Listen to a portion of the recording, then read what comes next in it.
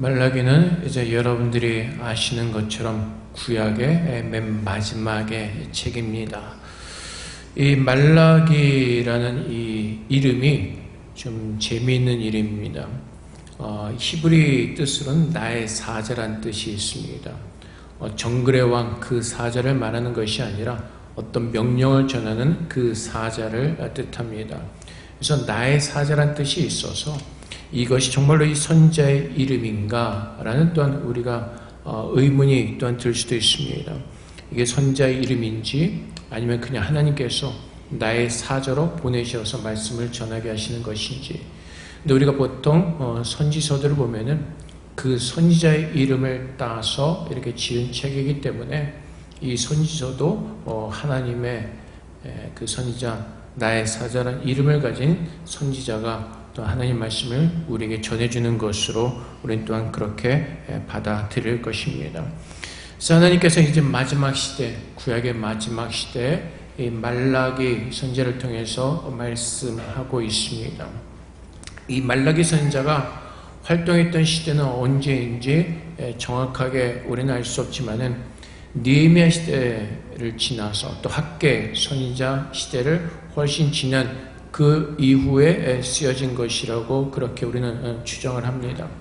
여러분들이 기억하실지 모르겠습니다. 학개 선지자 작년에 우리가 그 말씀을 나눴었죠.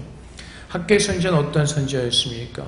이스라엘 백성들이 이제 포로 생활에 돌아와서 이제 성소를 짓기 시작합니다.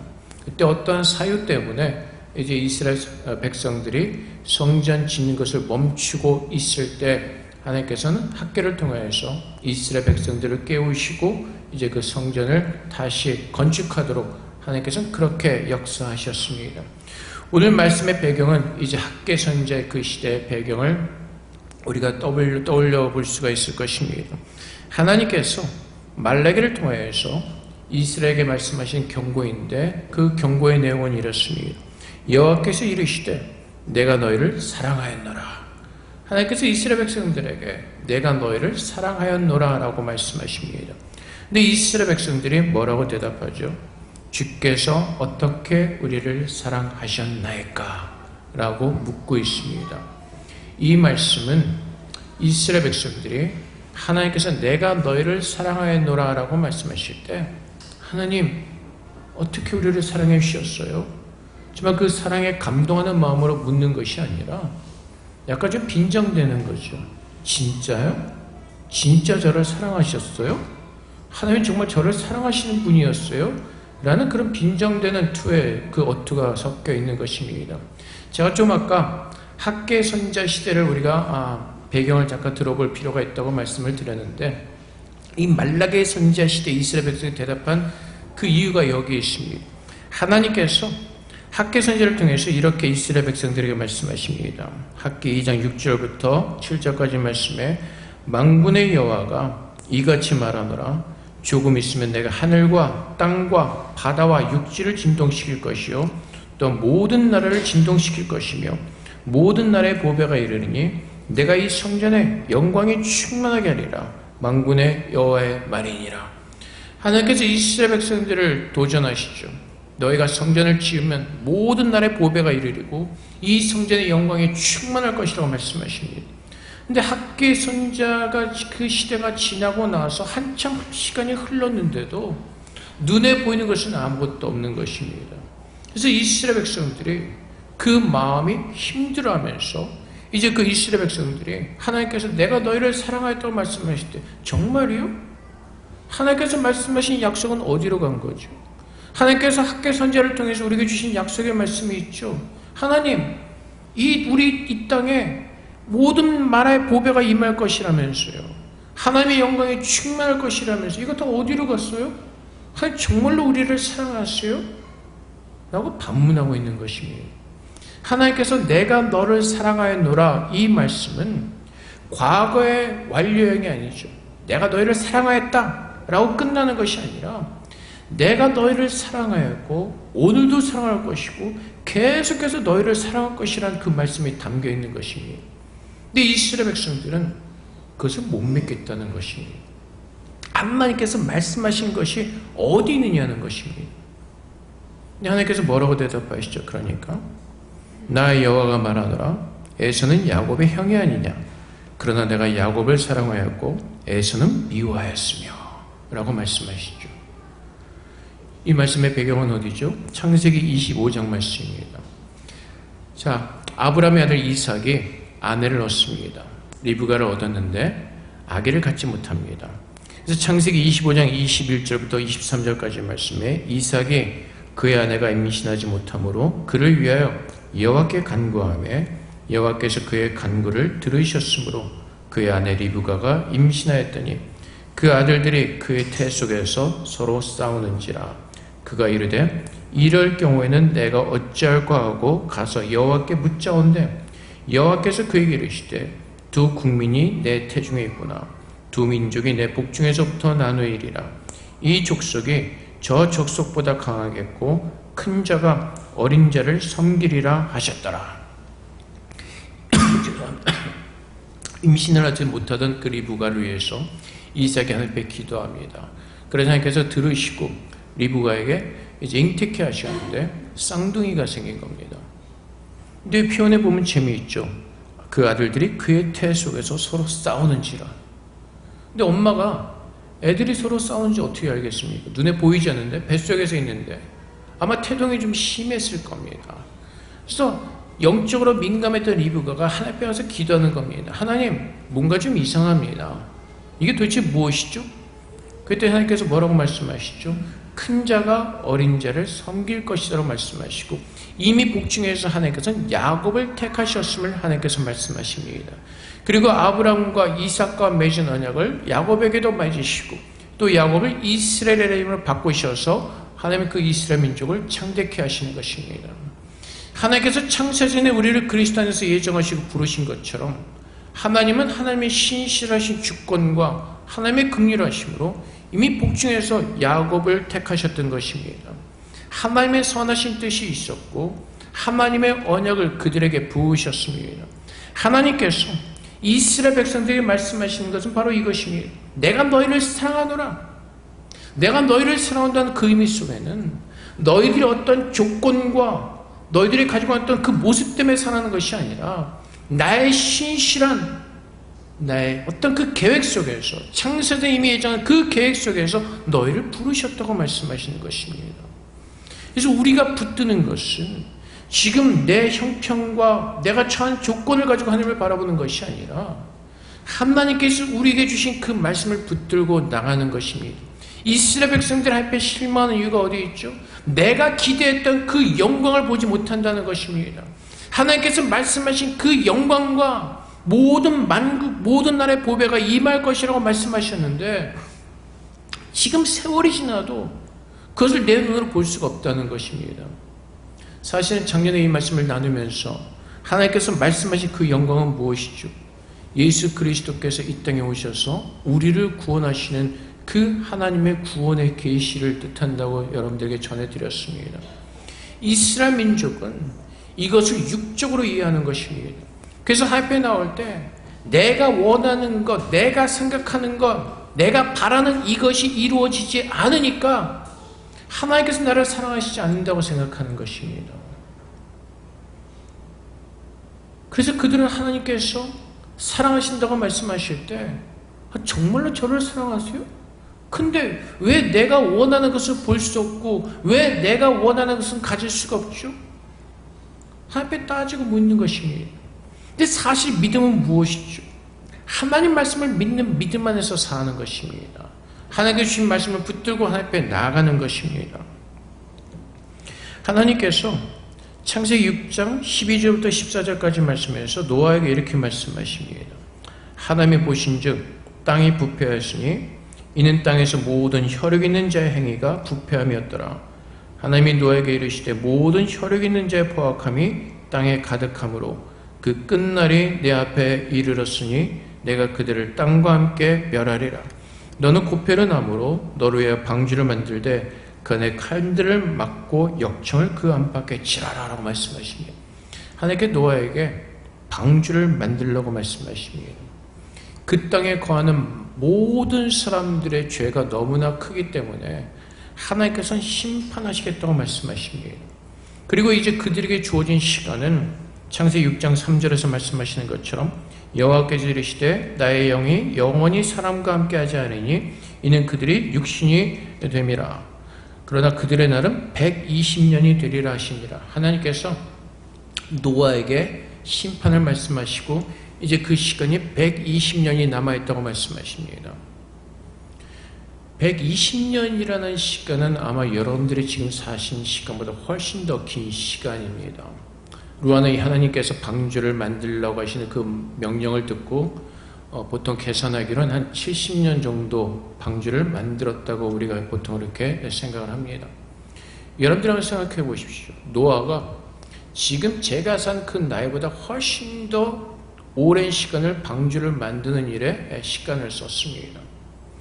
그 오랜 시간 동안 그 하나님의 심판의 징조가 보이지 않았습니다. 똑같이 성경에서 증거하는 것처럼 그 멸망에 임할 때까지 사람들은 사고 팔고 결혼하고 똑같은 생활을 보냈다고 말합니다. 근데 노아는 어떻게 그 일을 감당할 수가 있었을까요? 그 오랜 시간을 사람들의 비웃었을 겁니다. 맑은 대낮에 이 창창한 날에 그 광야에 어떤 그 이스라엘 그 땅에서 방주를 짓는 그 모습을 보면서 강도 아닌 바닷가 아닌 그 평지에서 그 방주를 짓고 있는 노아를 보면서 많은 사람들이 비난했을 수도 있습니다. 멸시했을 수도 있습니다. 조롱했을 수도 있습니다. 근데 노아는 그 모든 시간을 꿋꿋하게 다 이루어냈습니다. 그 이유가 무엇일까요? 그는 하나님의 말씀을 믿었기 때문에 그렇습니다. 지금 내 주위에서 일어나는 그 조건을 보지 않습니다. 하나님께서 심판하시겠다고 말씀하신 그 하나님의 말씀을 노아는 믿었던 것입니다. 다윗도 그랬습니다. 하나님께서 이스라엘의 처음 왕으로 사울을 세우십니다. 근데 그 사울 왕이 교만해져서 하나님 말씀에 불순종합니다. 그래서 하나님께서는 사울을 패하시고 다윗을 왕으로 삼기로 작정하셨습니다. 그래서 사무엘상 16장 13절 말씀에 보면은 사무엘이 기름불병을 가져다가 그의 형제 중에서 그에게 부었더니 그날 이후로 다윗이 여호와의 영에게 크게 감동되니라. 사무엘이 떠나서 라마로 가니라. 어린 목동이었던 다윗을 하나님께서 택하시고 기름을 부으셨습니다. 그럼 우리가 생각할 때 어떤 일이 일어나죠? 이제 다윗이 왕궁으로 행차해서 존귀한 왕이 되는 것이죠. 근데 다윗의 그 머리에 기름이 부어지는 그 순간부터 다윗은 굉장히 험난한 시간을 보내게 됩니다. 하나님께서 사울을 패하시고 다윗을 선택하신 것을 알고 사울은 그 다윗을 핍박하기 시작합니다. 죽이려고 합니다. 다윗은 오랜 시간 동안 사울을 피해서 떠돌이 생활합니다. 어떻게 원수가 떴던 그 땅으로 피하기도 했고 다윗은 그 생명을 보존하기 위해서 미치광이 행세를 하기도 했습니다.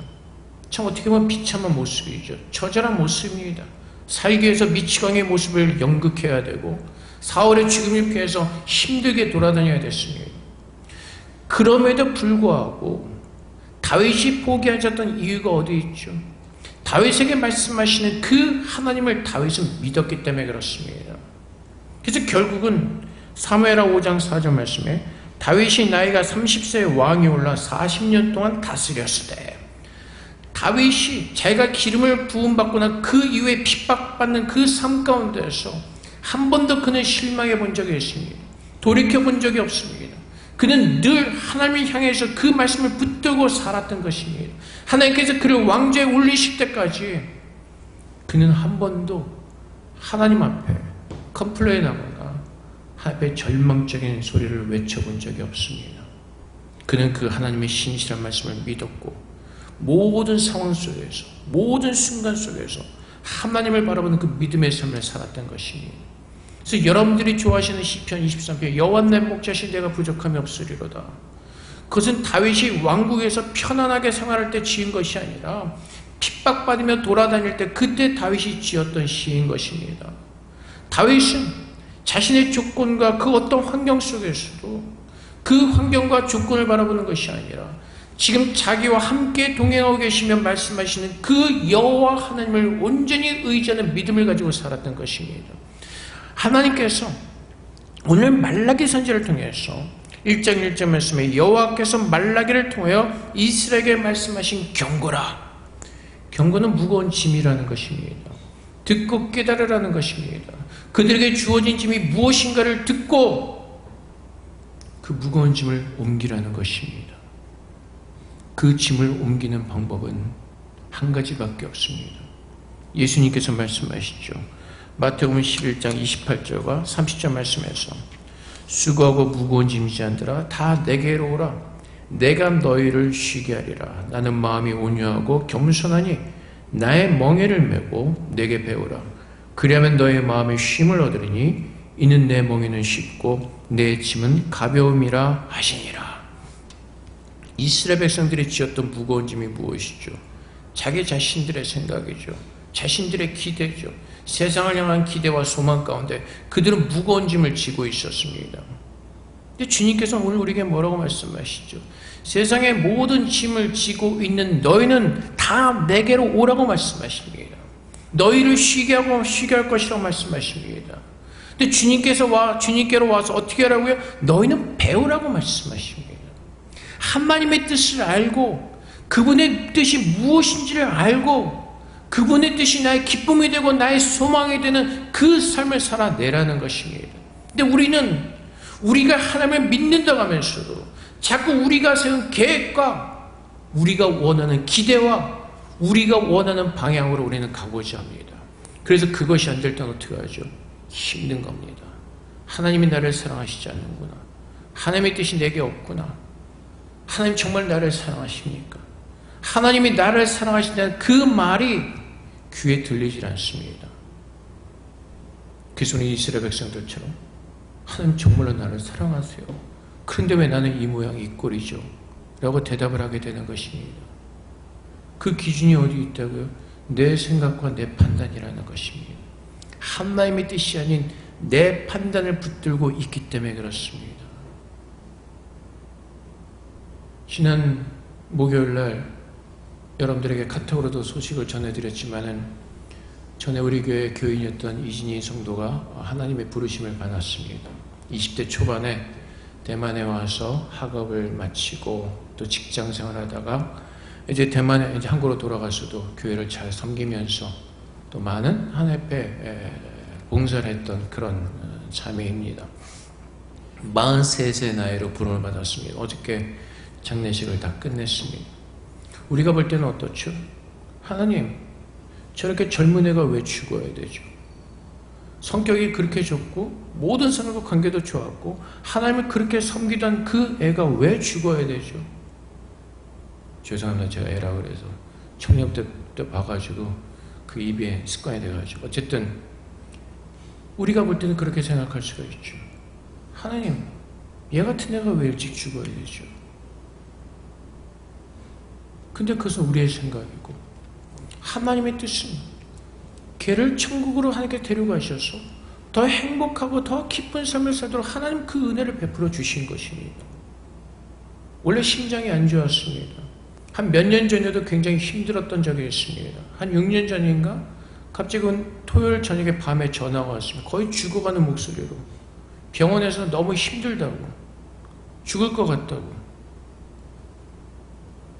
그래도 그때는 그래도 잘 넘어갔었는데 이번에 하나님께서 부르셨습니다.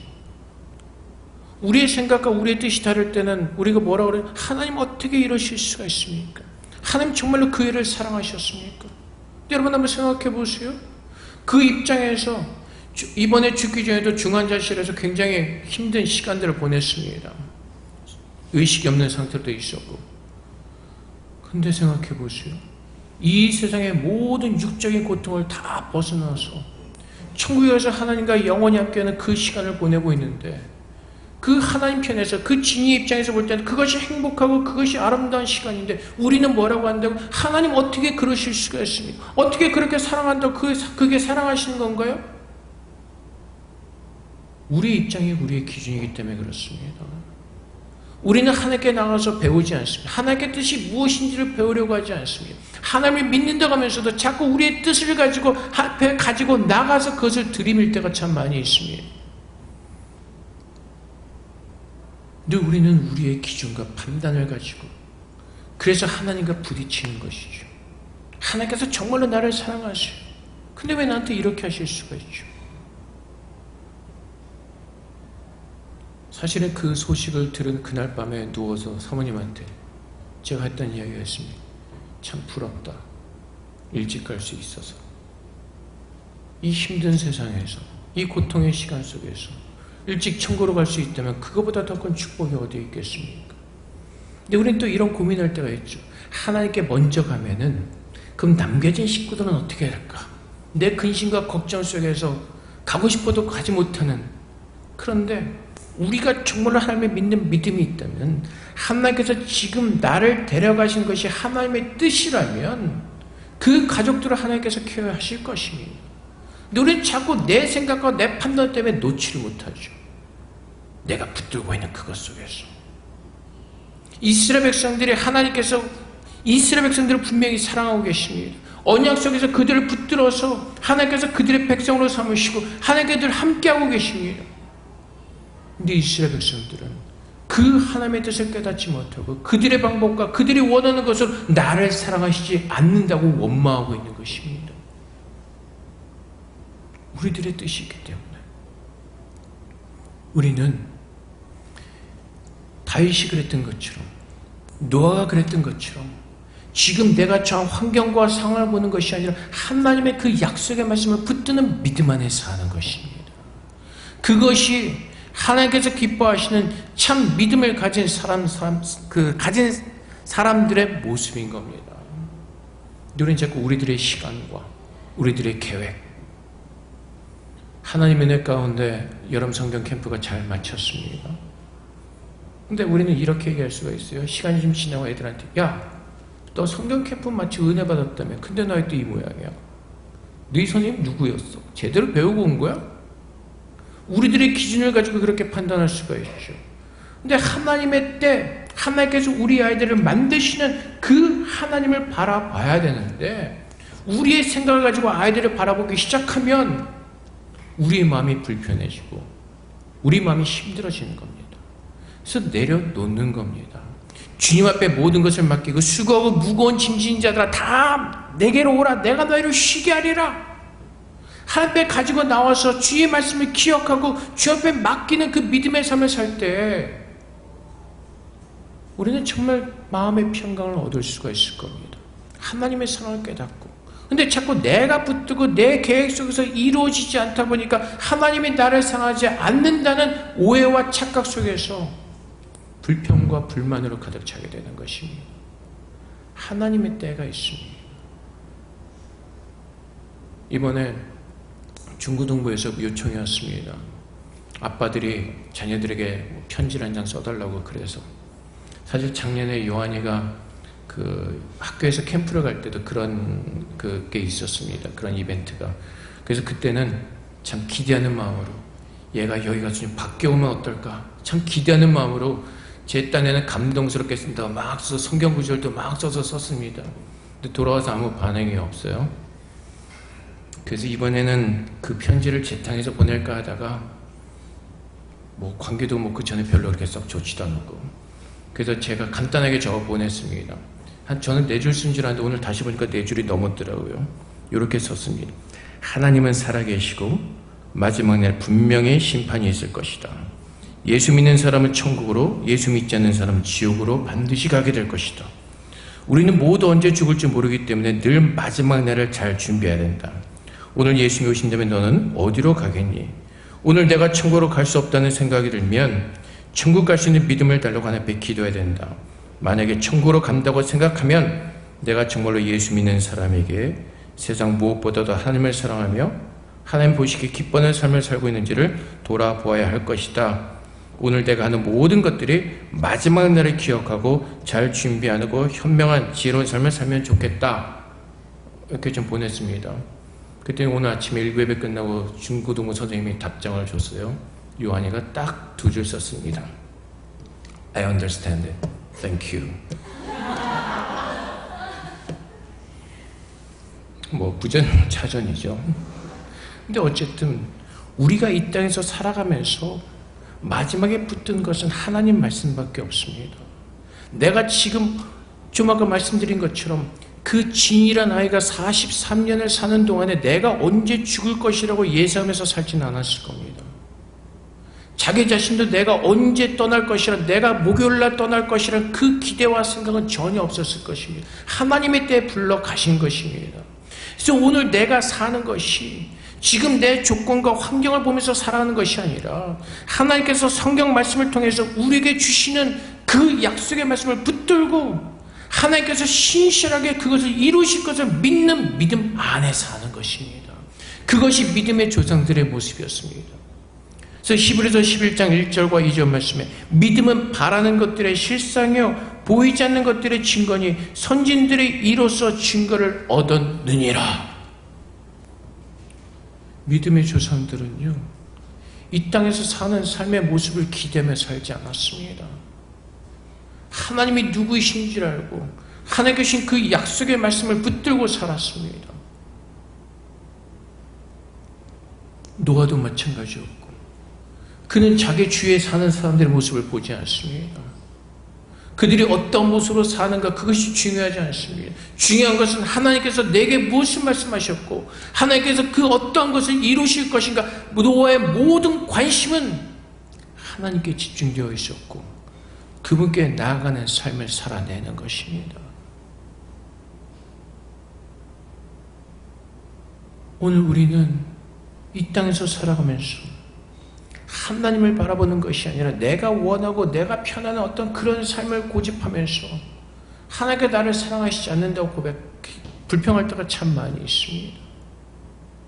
지금 여러분들이 교회에 나와서 하나님께 예배하면서 여러분들이 붙들고 주 앞에 서 있는 것은 무엇입니까? 지금 내가 세상에서 사업이 잘 되고 돈을 잘 벌고 건강하고 세상적인 것들로 가득 차 있습니까? 아니면 오늘 밤에라도 하나님께 나를 부르신다면 나는 하나님께로 갈 자에게 오늘 내가 사는 모든 것들이 그 마지막을 준비하는 하나님께서 기뻐하시는 그 거룩한 삶을 살고 있습니까?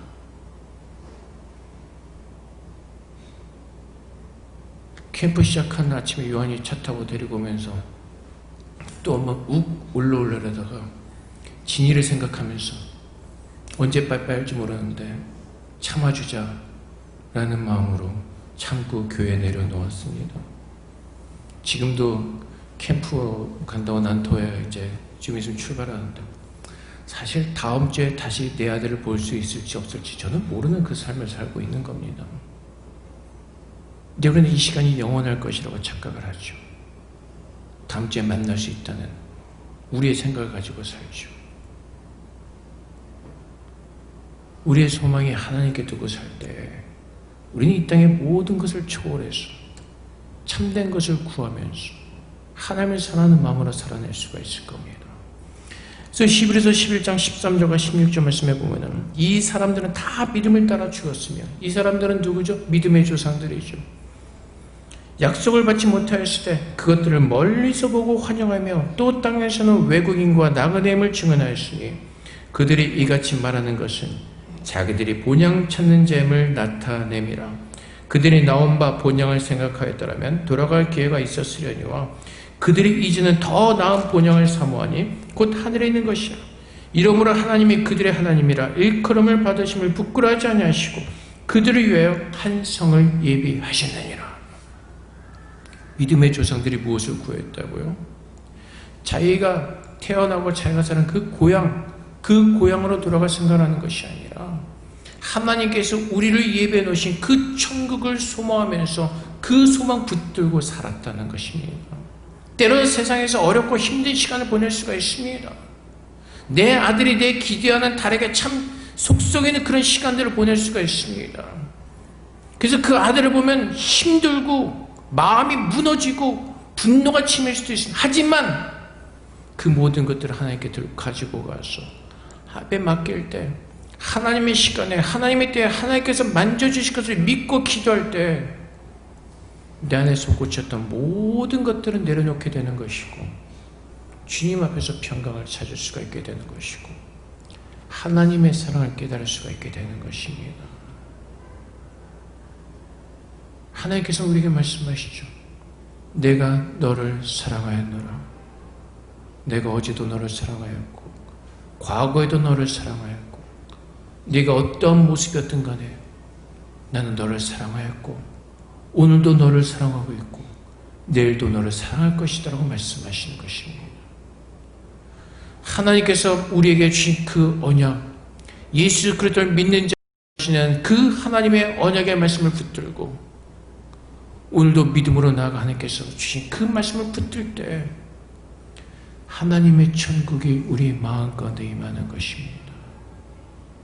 내 생각과 내 판단과 내가 기대하는 모든 것들을 내려놓고 오늘도 하나님 앞에 서서 예수님께서 우리에게 기도 가르쳐 주셨던 것처럼 하나님의 뜻이 이 땅에서 이루어지기를, 하나님의 뜻이 오늘 내 안에 이루어지기를 기도하면서 살 때 하나님의 천국이 우리 안에 임하게 되는 것입니다.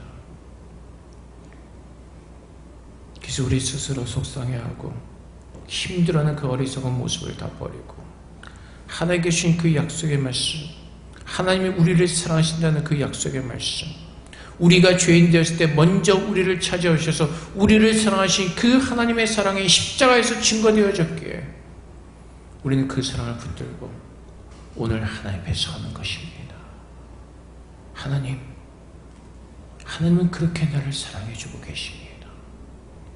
하나님은 예수 그리스도를 십자가에서 내어주시기까지 하나님은 그렇게 우리를 사랑하시기에 그 하나님의 사랑은 영원할 것입니다. 그 사랑을 믿는 믿음 안에 오늘도 우리는 살아내는 것입니다. 그래서 때로는 우리에게 환난이 있을 수도 있습니다. 어려움이 있을 수도 있습니다. 감당하기 힘든 마음의 힘듦과 어려움이 우리에게 분명히 있을 수도 있습니다. 하지만 그 모든 것을 이겨나갈 수 있는 것은 오직 하나님의 진리의 말씀뿐임을 우리는 기억하고 그 말씀을 믿는 믿음 안에 우리는 살아내야 될 것입니다. 주님은 내가 야곱을 사랑하였던 것처럼 창세전에 너희를 불렀고 예수 그리스도 안에서 우리를 구원하셨다고 주님은 우리에게 말씀하고 계시니 그 사랑이 오늘도 우리를 붙들고 계시고 그 마지막 날에 그 하나님의 사랑으로 우리를 천국으로 인도해 주실 것입니다. 그래서 축복하기는, 바라기는 오늘 여러분의 그 어떤 것보다도 천국에 대한 기대와 소망을 붙들고 사시는 가운데 오늘 이 땅에서의 삶이 그 작은 천국의 기쁨을 누리는 그런 아름다운 믿음의 삶을 살아내시기를 주님의 이름으로 축복을 드립니다. 여러분들이 한국으로 가시고 있는 것보다 천국에 대한 소망이 더 크기를 바랍니다. 내가 참으로 믿음이 있는가, 천국에 대한 소망이 있는가 쉽게 알 수가 있죠. 내가 지금 한국 가고 싶어하는 그 마음보다 천국 가고 싶어하는 더 마음이 더 있는가, 거기에 대한 더 기대가 있는가, 소망이 있는가. 그러면 여러분들의 믿음의 척도를 여러분들이 가늠해 보실 수가 있을 겁니다. 오늘도 어떤 청년이 아침에 한국 가고 싶어요 징징거리던데 그 마음이 천국을 향해서 부어지기를 축복합니다. 오늘 지금 이 순간 하나님이 나와 함께 하시는 것으로 만족하고 기뻐할 수 있는 그 축복이 오늘 우리 모두에게 부어지기를 다시 한번 예수 그리스도로 축복을 드립니다. 우리께 기도하겠습니다. 하나님, 날마다 우리의 삶 가운데서 하나님의 말씀을 기억하게 하시고 하나님께서 오늘도 나를 사랑하시는 그 말씀 기억하게 하시고 붙들게 하셔서 이 땅에서 믿음으로 하나님만 바라보는 귀한 삶을 살아낼 수 있도록 그렇게 인도해달라고 주 앞에 기도하며 나가도록 하겠습니다. 기도하겠습니다. 사랑의 아버지 하나님, 주님의 사랑을 더 알기로 원합니다. 우리에게 부으신 하나님의 그 귀한 사랑을 알기를 소망합니다. 아버지 하나님, 오늘도 우리를 축복하여 주시고 하나님 주의 말씀을 축복하시옵소서. 하나님의 말씀을 붙드는 믿음 안에 살아날 수 있도록 그렇게 우리를 세워주시옵소서. 하나님, 주의 이름으로 일어서게 하시고 주의 이름으로 붙들게 주 예수를 믿는 믿음 안에 살아갈 수 있도록 그렇게 우리를 축복하여 주시옵소서. 믿음이 없음을 불쌍히 여기시고 믿음 안에 거하게 하시고 오늘도 내가 사는 것이 나 힘으로 사는 것이 아니라 내 안에 살아계신 예수 그리스도를 바라보는 그 은혜 속에서 말씀을 붙드는 믿음에서 살아낼 수 있도록 아버지 우리의 모두를 축복하여 주시옵소서. 하나님의 사랑이 우리에게 부어진 바 되었기에 그 사랑 끊임없이 기억하게 하시고 그 사랑의 은혜로 살아갈 수 있도록 아버지를 모두를 축복하여 주시옵소서. 사랑의 아버지 하나님 감사합니다. 하나님은 창세전에 우리가 이 땅에서 태어나기 전에 이미 예수 그리스도 안에서 우리를 예정하셨고 하나님의 끝없는 사랑으로 우리를 기다려 주셨고 또한 그 사랑으로 우리를 불러주셨습니다. 아버지 하나님, 주님께서 이 성경 말씀을 통해서 우리에게 주시는 하나님의 약속의 말씀을 붙드는 믿음으로 축복하여 주시옵소서. 이 말씀 붙들고 살게 하여 주시옵소서. 세상의 조건과 환경을 따라 사는 것이 아니라 하나님께서 내게 주신 그 언약의 말씀을 붙들고 신실하신 하나님께서 그 모든 말씀을 우리 안에 온전히 성취하실 것을 믿는 믿음 안에 살도록 한 그렇게 우리를 축복하여 주시옵소서. 그래서 예수 안에서 살아갈 때 우리의 마음에 쉼을 얻게 하시고 평강으로 우리의 마음을 주장케 하여 주시옵소서. 하나님의 그 천국이 우리 안에 아름답게 이루어지도록 주님 오직 예수를 믿는 믿음 안에 살도록 그렇게 우리를 축복하여 주시옵소서. 하나님의 말씀을 따라서 하나님의 뜻을 배우게 하시고 하나님께서 우리를 얼마나 사랑하시는지 날마다 그 사랑을 깨닫게 하셔서 감사함과 기쁨과 은혜 속에서 하나님 바라보는 그 거룩한 삶을 우리 모두가 살아낼 수 있도록 하나님 그렇게 축복하시고 인도하여 주시옵소서. 감사함의 예수 그리스도 이름으로 기도합나이다. 아멘.